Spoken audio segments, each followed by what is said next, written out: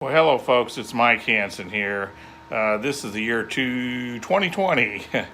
And this video that you're getting ready to see on Waco Archives is Catherine Matteson.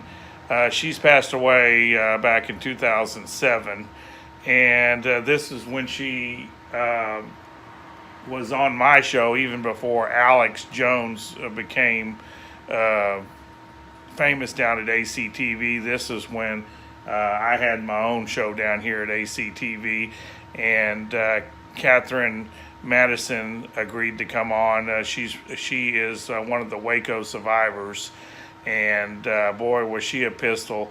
And right after I play this interview that I did with her, which is really amateur, way back when she just first got out of jail, and she wasn't charged. They finally let her go. They did charge her at first and tried to keep her in jail and keep her with on house arrest and this and that. But later on, they let her go.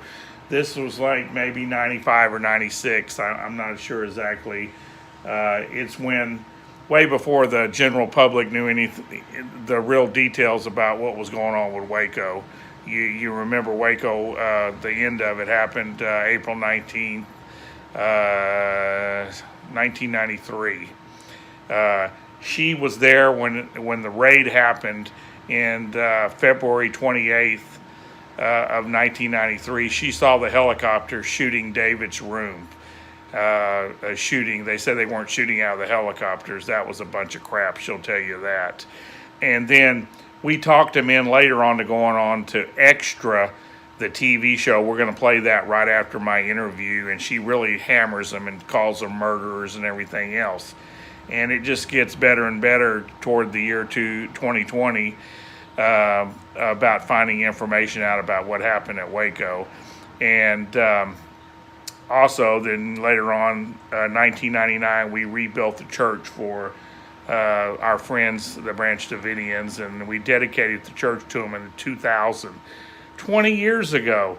Time goes by quick. It's already been about 26 years since, maybe 27, 1993. 26 or 27 years since this happened. So I hope you enjoy this interview. It's one of the first interviews with Catherine Matteson here in Austin, Texas. She ended up living in Austin, Texas, and I've become really, really, really good friends with her. And loved her to death. I think she died in 2007, 2008, or something like that. But I hope you enjoy this interview. And then right after, we're going to play the Extra interview. This is our new channel, the Waco Archives. We're going to try to put all our interviews we've done over the last 25 years on here. All righty, God bless. If you want to get in touch with us here, it's P.O. Box 481 Gonzales, Texas, or our other address 901 St. Joseph's here in Gonzales, Texas. Thanks a lot and God bless. We have in my opinion, a world famous person here tonight, Catherine Matteson. She's a Mount Carmel survivor, and were you the only one that saw the helicopter shooting at the house when they first came up, or was any other survivors left? Well, some of them, there was two other ladies. One heard them, and one saw them. Mm-hmm. But they didn't see the shooting. I saw the shooting. And that was the first shots that were made was from the three helicopters. And they were aiming at David's room, and that was the only room they could be aiming at. And they did really make it so full of holes that when Jack Zimmerman saw it, he said it looked like Swiss cheese. Okay, we got telephone calls. Give us a call at 477-2288. We're going to see if the phones are working. We've had a lot of problems tonight. We don't have the full crew here tonight because everybody's on vacation. But since we got a hold of Catherine Matteson and the exclusive video we just got through showing you, it's never been shown. Are you there, Mike? Hold on. They're going to get it straight in just a minute. We'll have full crew here next week, right? Okay. Go right ahead. Are you with me, Mike? Yes, go right ahead. I'm outraged at what my government did up there in Waco, and David's right. They can't get away with what they were doing. We've got to make them accountable in '96. Now we can't hear it at all. We've got to vote that liar out of the There White you House. go. We've got to vote him out in '96. I hold Bill Clinton accountable. Bill Clinton or the Attorney General. I hold Bill Clinton accountable. And when they come back in here, maybe they can turn the volume up because we can barely hear it in here. Did you want to ask Catherine Matteson, a survivor of the Mount Carmel siege? Yes, I do want to ask her a question. I can't hardly hear. I got a ringing in my ear, though. Okay, they're trying to fix it. Okay. Just bear with us because we got half of the crew we regularly have up here. This was a last-minute deal since we got a hold of this Catherine Matteson, and we're trying to get it together for you. Well, they've had several different explanations of the helicopter that fired on the ATF agents that went into the window. Were they shooting at the one that refused to go in the window? Were they shooting at him because he backed out at the last minute? He threw a couple of concussion grenades, it looked like, or were they real grenades in there after the other three agents went in the window? Then the helicopter rained gunfire onto the building, and then he slid down the ladder as fast as he could because they were firing on his position. So what I want to suggest to you is that maybe there was a conspiracy within the ATF to send these three agents in that had also, by some strange coincidence, been personal liaisons to Bill Clinton in the Secret Service. I think there might have been a plan within the ATF to off these three guys during the whole incident. That's a gangster term. I watch too many old movies, but I think there was a plan to do away with these three guys that had seen some goings on in the White House unfavorable to Bill Clinton. And I want to ask you about that if you know anything about that. Well, I had heard that three of the men that had been with Bill Clinton had been murdered, and but what I saw was behind the building, and the three helicopters that came in V formation shooting at David's room. This came they were in the back of the building. They were shooting from the north side of the building through the back to the south side where his room was. And this was the first shooting that anyone heard. When they turned around to go out, there was a few seconds of complete silence. There was no shooting at all. Then when they got to the front of the building, there was more shooting. And I believe this is when J.D. was shot. She was the one that had been feeding her baby, and her daughter had brought the baby out into the hallway, and she was shot by the helicopters. Winston, who was in the downstairs in one of the back rooms, had been shot also. And it was because the water tanks that we had there for storage had been, they had put holes in them trying to eliminate our water supply. And one of the bullets had gone through the water in the tank and into his room. And he was shot at that particular time, and they finally found him face down in the water in his room. Well, the whole incident, and I'm very sorry for your losses. The whole incident is in violation of the Posse Comitatus Act. They are not to use military force against sovereign citizens of the United States of America. And when that starts happening, we've gone from a democracy to a socialist state. That's what happens in China, in Red China, is they roll the tanks out when people speak out against the government or they do something a little bit different.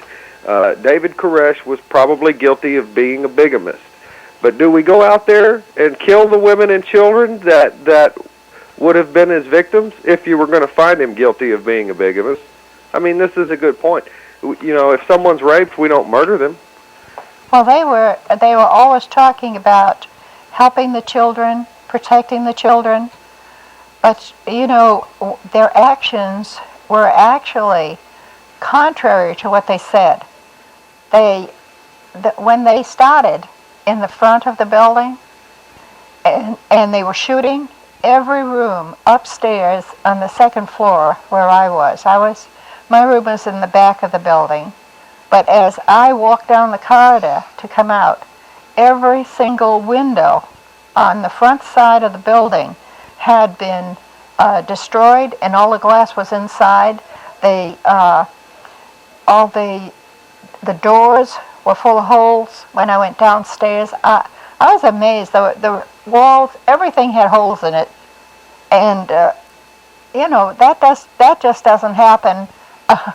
All the bullets were coming into the building, Right. not going out, because especially at the door, the doors were metal.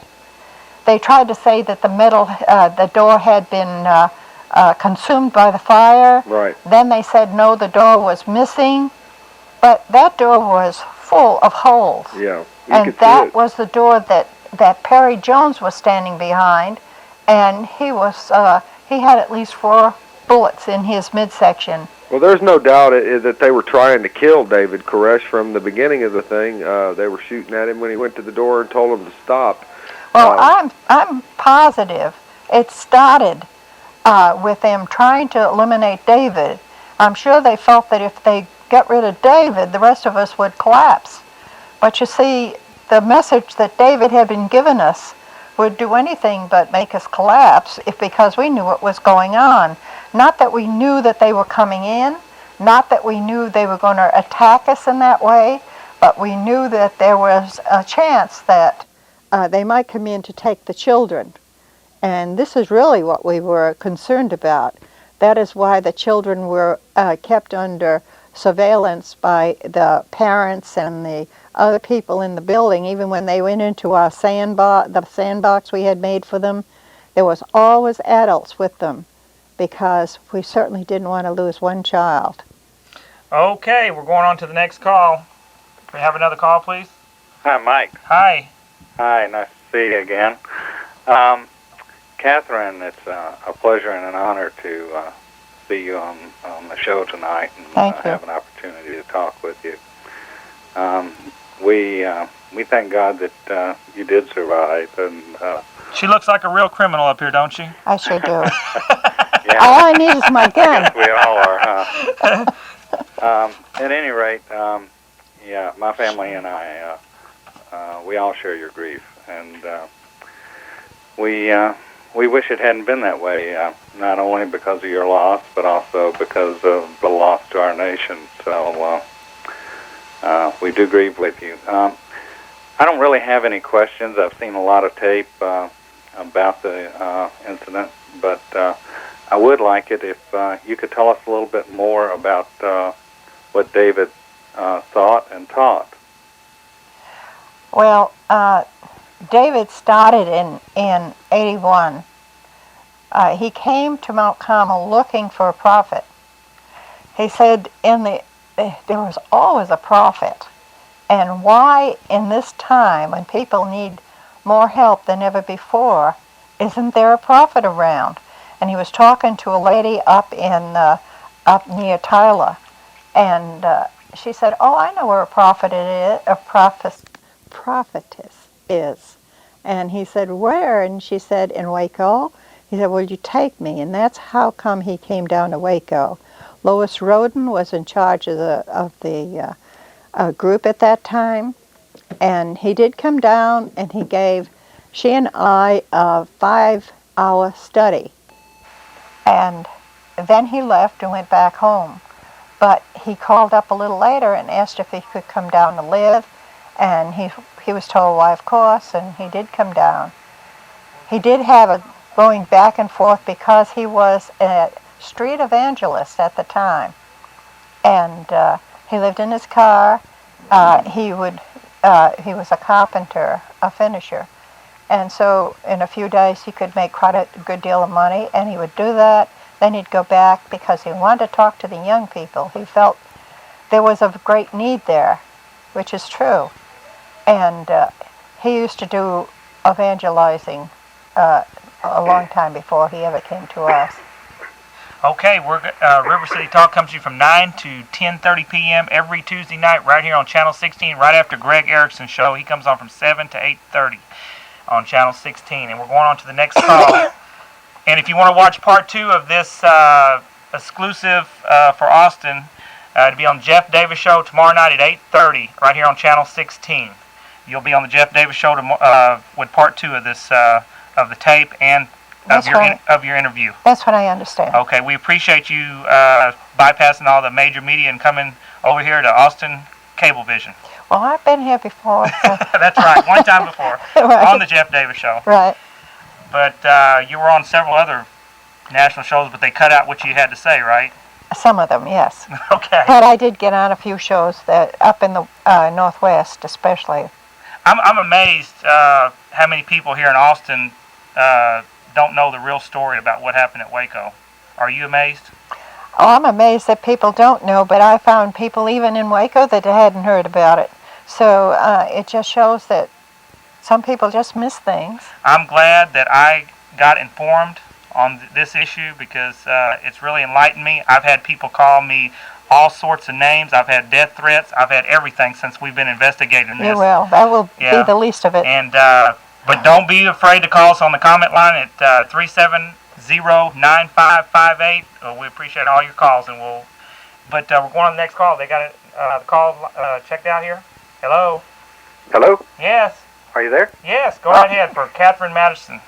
Well, according to an Associated Press story as it appeared in the Austin American-Statesman on March 1st of 1994 on page B3, the jurors at the trial of the surviving Branch Davidians were horrified to discover from the government's own testimony that those tanks that we watched on tape and on our television sets were not just punching holes in the wall to insert gas.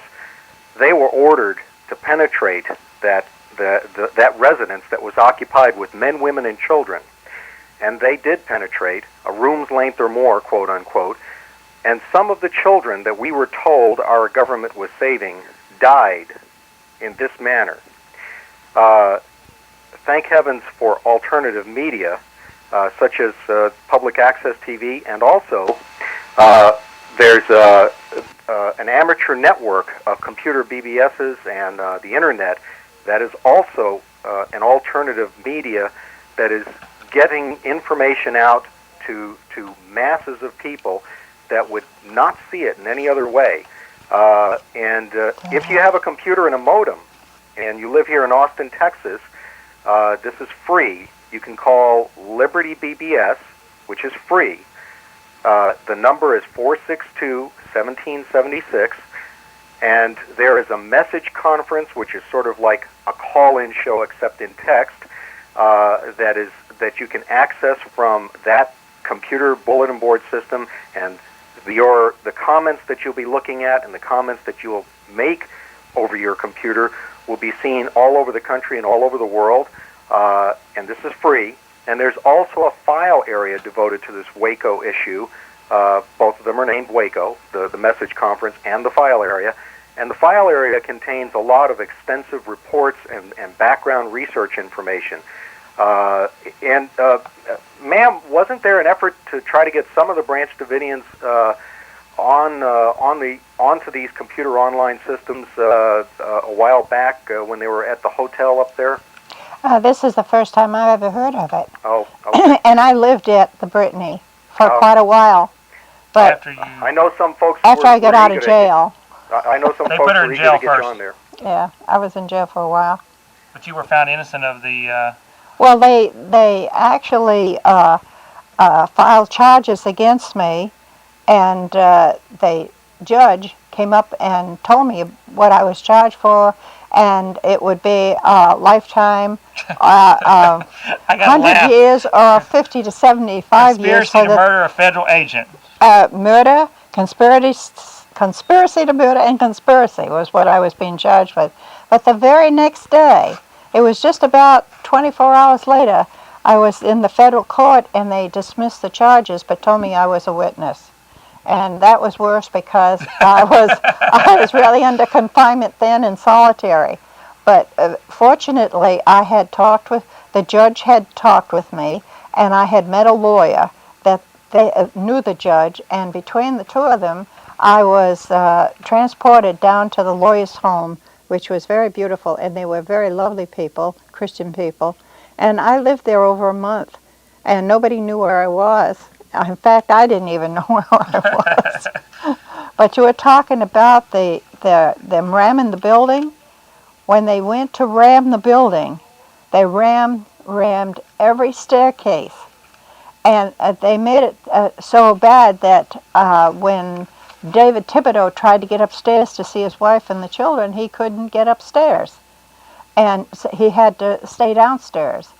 Of course, at that time, he really didn't know that they had been brought downstairs to be put in an area where it was safer than being upstairs on the second floor.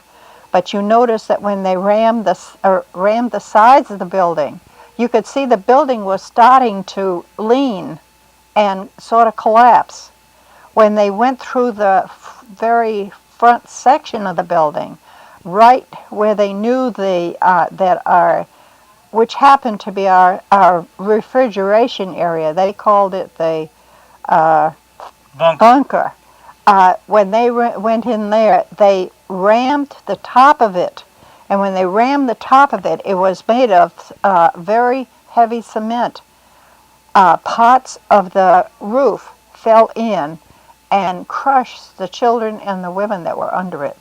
And then they tried to say that we had taken hammers and bashed but we were there to we were there to save the kids, though, Catherine. Oh, of course. Okay. Of course. But anyway, is that caller gone? I guess they're gone. I guess so. We're ready for another call.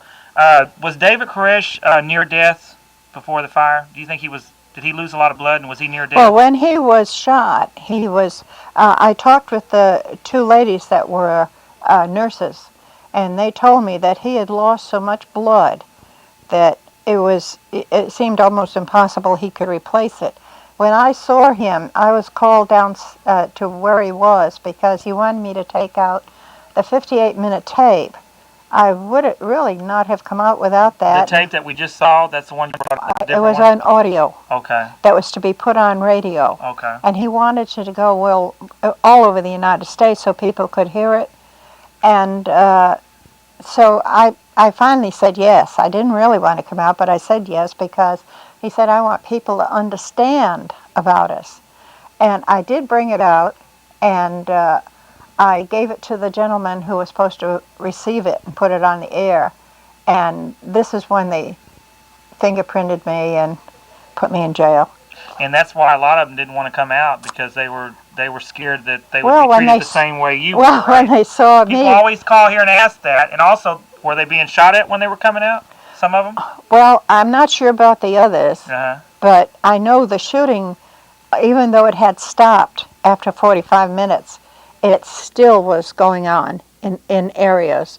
Like when Mike was trying, the man that they said was trying to leave, he was trying to get back to his children. And they shot him, and he had... shot him in the back? Four shots in his back. And then when he was down in the gully, face down, someone came along and put 2 bullet holes in his head, which just disintegrated his face. That's terrible.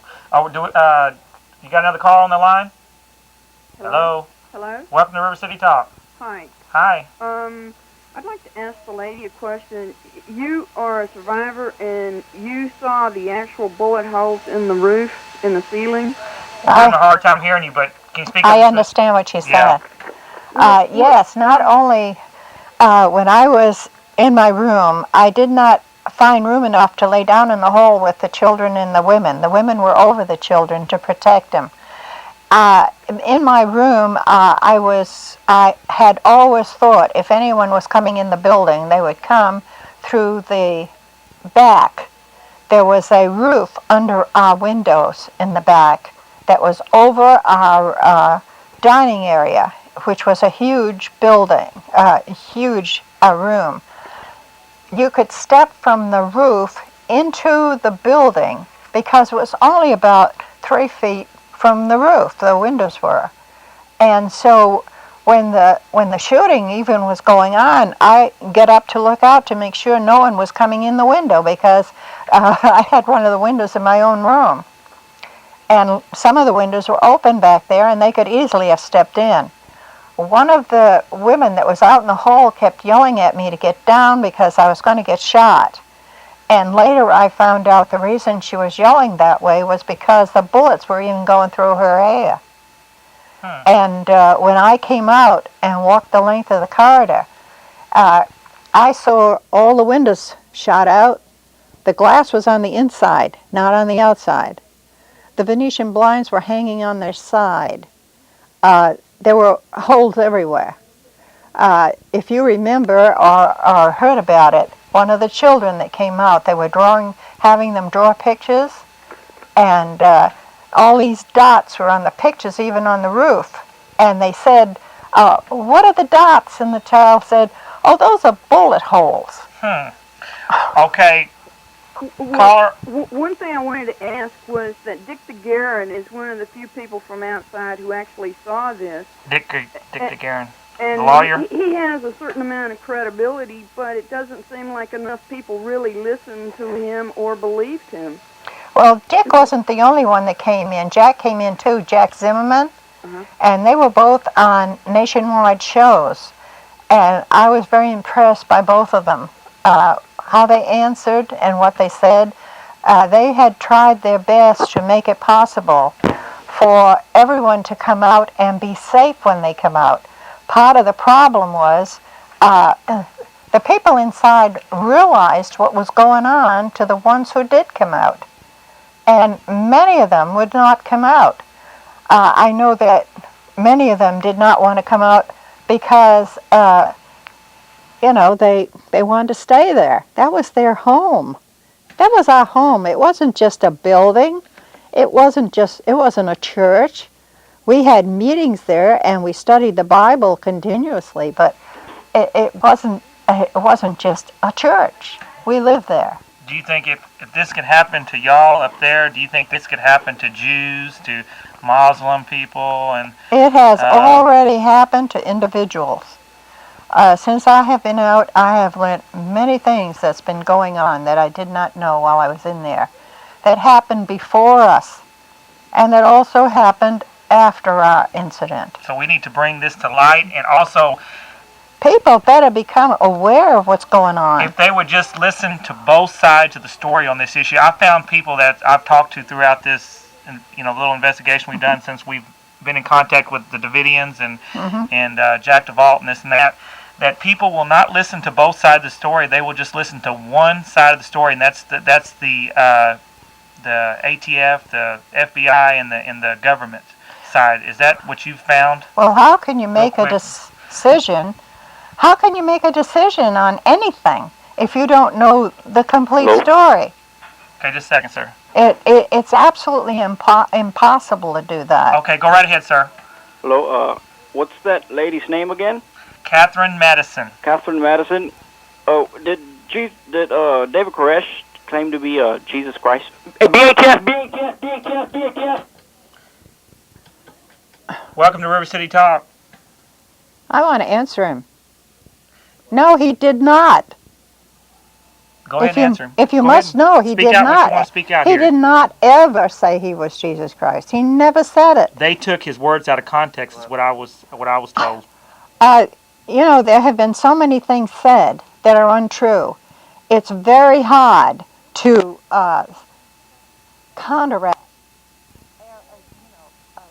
lies. Very hard, because people turn what you say around and make you say something you weren't even thinking of. If you give us a call on the comment line at 370-9558, we'll make sure you get the real story of Waco if we have to stay up all night, right?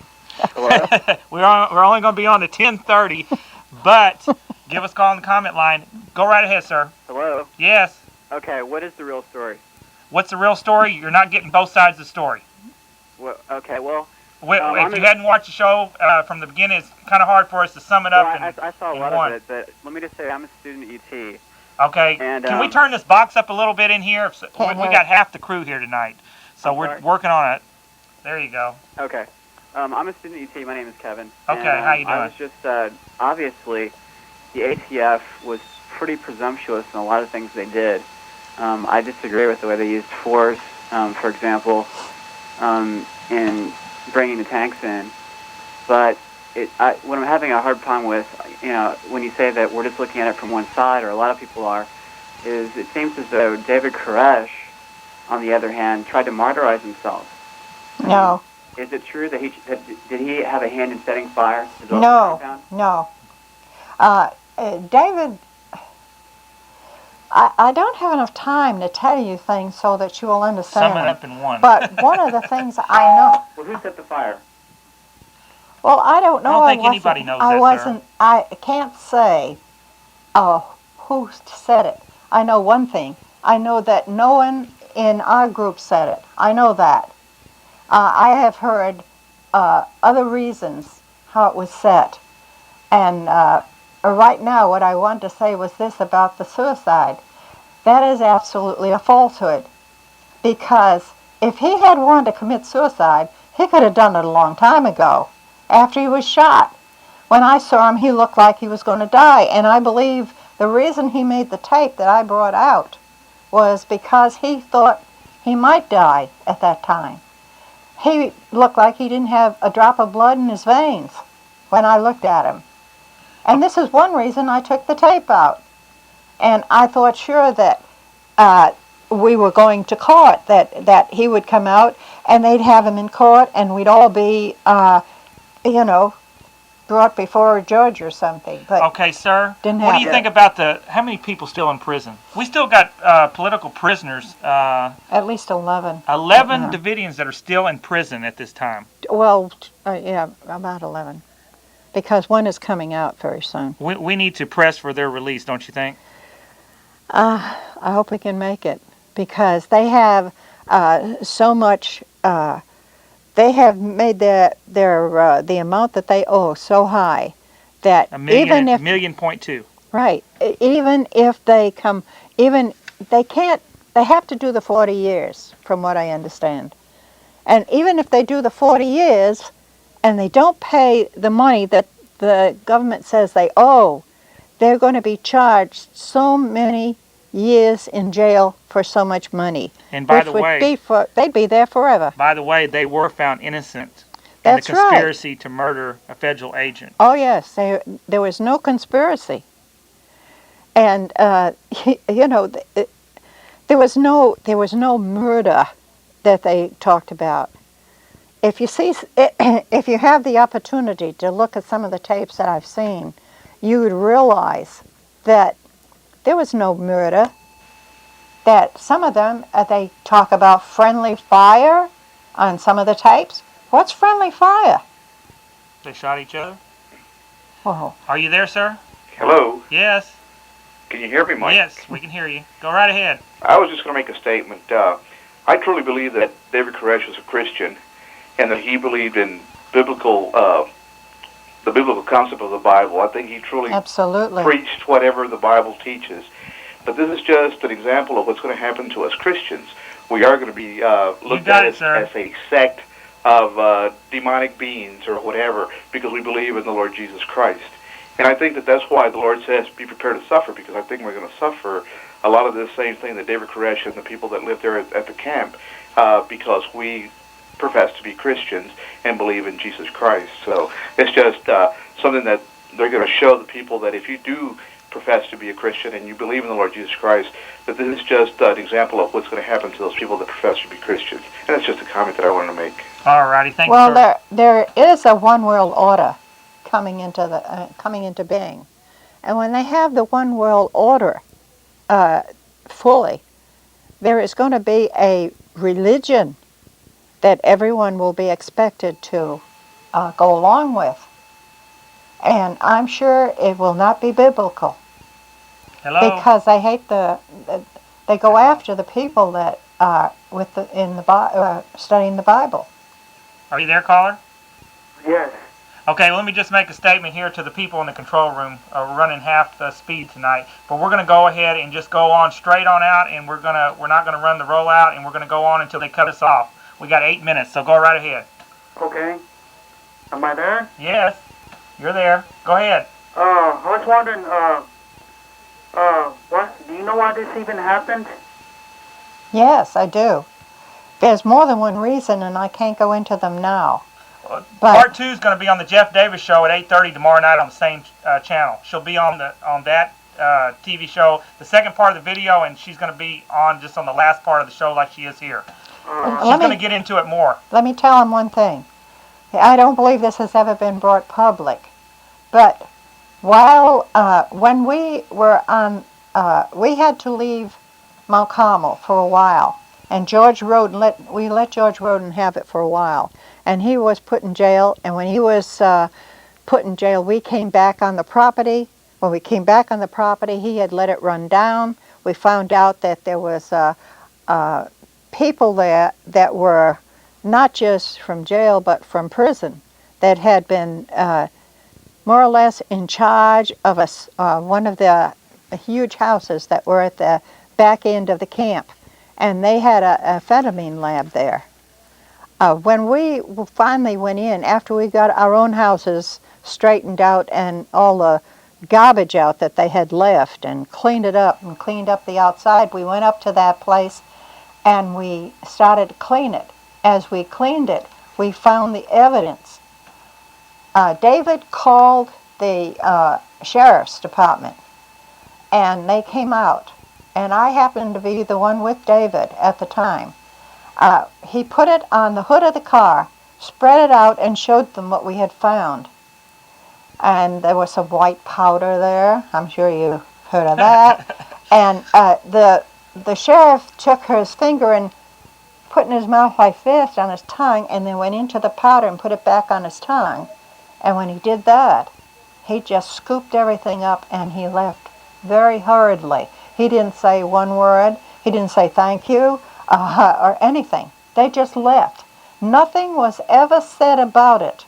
Even when George started his shooting at us, and we had to go to court to prove that the place was ours, he had allowed these people to do this. He had allowed them to set up this lab. He had allowed them to not only do that, but they were doing a lot of other things that we found evidence of in this building. But that was never talked about. Okay, they're telling me to hurry up. Okay, are you there, caller? Am I on? Yes, go right ahead. Okay. We got Catherine Matteson. She's a Mount Carmel survivor. Okay, I was wondering, why didn't everyone just walk out as soon as the federal agents arrived the first day that there was any type of government agent or local agent or whatever? Why didn't people just walk out of the compound and just, stand outside? If there was going to be some type of government murder on a bunch of people, then it would have been obvious when everybody was laying there dead. I think it was very obvious to see what happened. Now, Well, I just don't understand if everybody just decided, let me ask we're going to be fighting against an army here. Why don't we let me ask you a and question. surrender and see what She they wants really to want? She wants to ask you a question, I'll ask sir. you a question. Okay. You're in your home with your family, and all of a sudden somebody comes to your house and surrounds it and starts to fire at you. Are you going to come out? I don't think so. Well, there was a lot of media there. There was times when I'm sure Media- that there was. Oh, well, I guess if I was in a place with 100 people or so, and a bunch of police drove up and told us to walk out and were shooting. They in didn't the tell windows, us. They told us to walk Sir, out. They didn't tell him. They started They shooting. did not tell us to walk out. She saw the There was helicopter no shooting. knocking at the Could you door. have thrown white There flags was out no the windows? search warrant. So that way any media Sir. covering the issue would have seen all these white flags and messages saying we surrender, or whatever. Oh. There was no attempt to just kind of say, hey, we really Well- want to leave. Have you done any investigation at all on this, sir? Tell me the truth. Okay, here's my second point. Okay, if that's the case where you couldn't leave and everything was like that, and there's all this evidence that you have that things were as bad as they were, then is there not an attorney who would take your case and you could sue the government? We're for the doing actions that. that have happened? We are- They're Based doing on the that. evidence that We're you trying filed. to, sir, we're trying to do that. Have you ever seen Constantine Wire? I Yes. didn't see it until just a very short time ago. They had that right up to the windows. They couldn't have gone out the windows. They couldn't have gone out the door. You couldn't get out of there. Now, they said they put it around to keep people, they didn't say whether going in or coming out, but you couldn't get in or out of that place. Well, I'm not going to say that. Ramsey Clark and the $1 billion lawsuit, sir. They are suing Ramsey Clark and the $1 billion lawsuit. That's what they got going on right now. That's right. Stay tuned right here for more classics on this channel here, Hanson Archives. But to fund this station, I'm offering, if you send us $25, we'll send you a signed copy of Bohemia Grove Cult of Conspiracy. It was forwarded by Tex Mars that just recently passed away. Also, Alex Jones has a chapter in here. And you know that's good. There's us in our younger days. But on the address that you see, send us $25 and we will send you a signed copy, or give us a call at 830-672-3089 and you can put it on a credit card. We'll send it right out.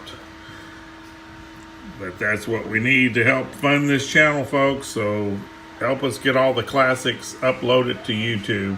We got hundreds and hundreds of old Alex Jones and Jeff Davis and a bunch of other patriots that we need to upload. About 25-year-old tapes. I believe that if you're successful with that lawsuit, that everybody's eyes will be open to what really happened, and they will be able to hear both sides. Let me just say this before we go off. I wish you luck with that suit. Sir, let me just say this before we go off, that I felt the same way you did a year ago. And since I've been looking into this, I found out a lot of things that does not match up with what the government's saying. But anyway, go right ahead. We're going to try to get one more call in before I have to make the announcement. Hurry. Catherine, thanks for being on tonight. All of us here in Austin appreciate it. I think the ATF ought to crack down on all the fraternity houses where all the real drugs and fornication's going on. Okay, remember, River City Talk comes to you from 9 p.m. to 10:30 p.m. every Tuesday night right here on Channel 16. Remember, part 2 of this, The Real Waco Lie, I guess it would be.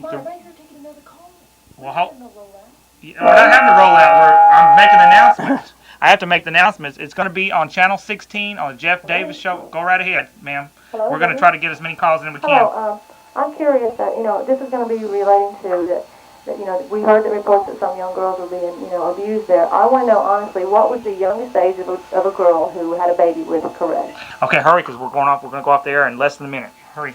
I'm trying to think. And if she don't get through it, ma'am, tune in to the Jeff Davis Show tomorrow night, and she'll tell that answer. Okay. I'd probably say it was Rachel, who was his legal wife. And how old was she? She was about 14, I think. 14 years old. Does that answer your question, ma'am? 15. That's kind of touchy. I mean, is that an okay? Does everyone think that's okay? Or? Well, give us a call at the comment line. Put the comment line up there at 370-9558. We'd love to hear what you have to say, and we'll have the questions out on the Jeff Davis Show tomorrow night. Okay, thanks for taking my call. All righty, thank you, and we appreciate you coming on, Catherine Matteson, a Mount Carmel survivor, and I've met quite a few. You don't want to be called Davidians, but Davidians in the last couple months, and I really appreciate y'all coming on here. That's and the exclusive video that we had tonight, and the part 2 is going to be on tomorrow night. We're off.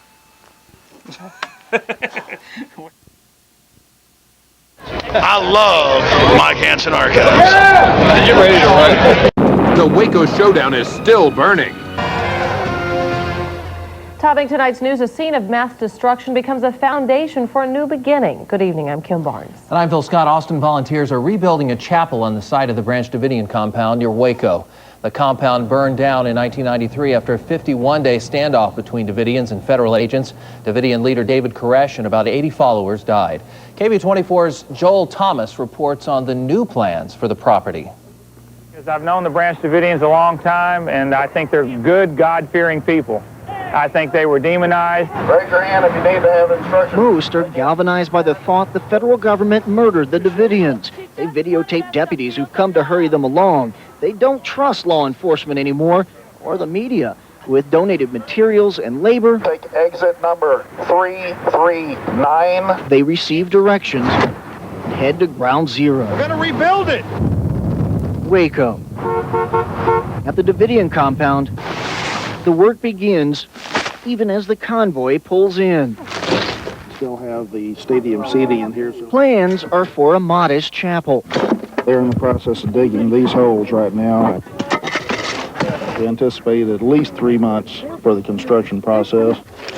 They build on the very site where America saw a shootout. I think it's sad that a lot of people don't really care, what happened here. Seeing the battered rubble here staggers even those who've studied the standoff. As I reflect on what happens, there's a sense even students of Waco don't know the entire message. It's not the same. I want to live here, but I need a trailer to do it, and I don't have the money. You would come back out here and live You like that? bet I would in a wink. Watson walks in a memorial grove, each withered tree planted for someone who died here. There is still a lonely vigil for David Koresh's return, a lonely feeling no one from outside of the compound can ever understand. I'll tell you, when helicopters come after you, and you see them, and you hear them, and you know what they're doing, that's an entirely different story. Even so, one of the workers who drove here from Austin says he feels like he's building a future tourist stop, a sort of Alamo for the Branch Davidians. But one of the Branch Davidians who is here tells me that's okay. After all, he says the only chapel they really need is in heaven. In Waco, Joel Thomas, KVUE 24 News. The Davidians hope to start building a compound once the chapel is complete, but right now they're still looking for volunteers to complete this project. Are largely all that remains of the Branch Davidian complex where Koresh and his followers died in that horrible inferno. There are headstones honoring the fallen, charred shells of Davidian buses, and an old Airstream trailer crushed by government tanks. And here in these desolate killing fields, I would discover living testimony that may help unravel the mystery of Waco. They systematically took it in turns, not only to spray the gas, but to demolish the building. Clive Doyle is one of only 9 Davidians who got out of the blaze alive. Incredibly, he's actually back living on that same property in this mobile home, keeping the memory of Koresh and his doomed flock alive. Why stay? Why be so close to a reminder of what happened? And because we believe it's God's turf, I think it's worth fighting for. Doyle managed to escape the burning compound through a hole in a wall just as it burst into flames. And I'm looking down at the building, I see this big ball of flame go up like an explosion. And I wrote everybody else off. Tragically, Clive's 18-year-old daughter, Sherry, did not make it out. Despite these revelations about the use of flammable tear gas canisters, the Attorney General this week still insisted the FBI did not start the fire. That fire was set by David Koresh and the people in that building. But Clive Doyle and other surviving Davidians flatly deny that and say nobody should believe the government. It seems like their initial reaction is to lie first, and you only admit that you were lying if you get caught. Such a beautiful girl. While Clive Doyle simmers, fellow Davidian Sheila Martin suffers. She lost her husband and 4 of her children in that Holocaust. It was just too much. Just to think that they had gone like that. They were smart children and they were trying to be good. Sheila had surrendered to the FBI weeks earlier on the promise that her family would also be allowed to leave safely. My children stayed and my husband stayed because they believed these men outside. I call it murder. That's what I call it. Catherine Matteson also escaped the Davidian complex before the fiery finale of death and destruction. She, like the others, claimed the government deliberately set the blaze. What was the reason for the fire? When they saw we weren't going to give in, they had to get rid of us. They had to get rid of us. They had to cover up everything that had happened. There's always new federal lies that we are forced to counter here. Texas talk radio personality Alex Jones has been crying murder and cover-up from day one of the Waco horror. These are thugs who wanted to engage in terrorism against the American people. And I say their terrorism has failed, and this horrendous lie is starting to unravel. The surviving Davidians say the same thing. That's what they do for a job, is they lie. When I tell what I tell, I'm telling the truth.